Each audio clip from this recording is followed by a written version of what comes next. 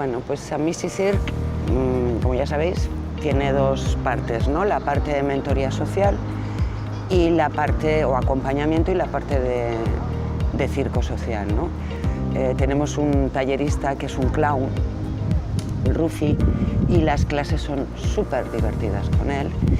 En el circo, aparte del tema físico, tratamos lo que es la autoestima, la concentración, el trabajo en equipo, es darles su sitio, que ellos tengan su espacio, que ellos tengan su reconocimiento, que ellos crean en sí mismos y todo eso luego se pueda traspasar a su vida normal.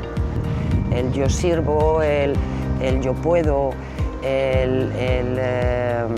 no me pises, el oye, tengo una opinión, ¿vale? Llegan muchos niños que no tienen esa costumbre, muy tímidos, muy introvertidos, ¿no?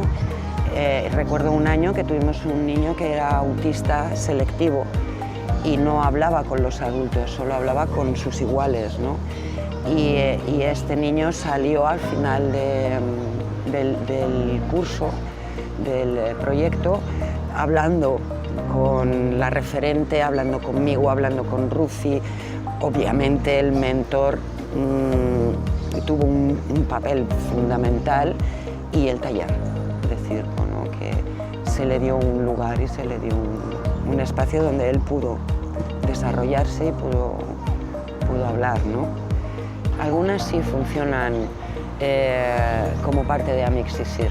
Sobre todo hay veces que incluso se las invita al taller de circo y hay familias que están tan involucradas que te dicen sí, ahí que voy, y hacen el taller de circo y se dan cuenta, porque lo que también ellas tienen que ver es que lo que hacen sus hijos no es fácil, ¿vale?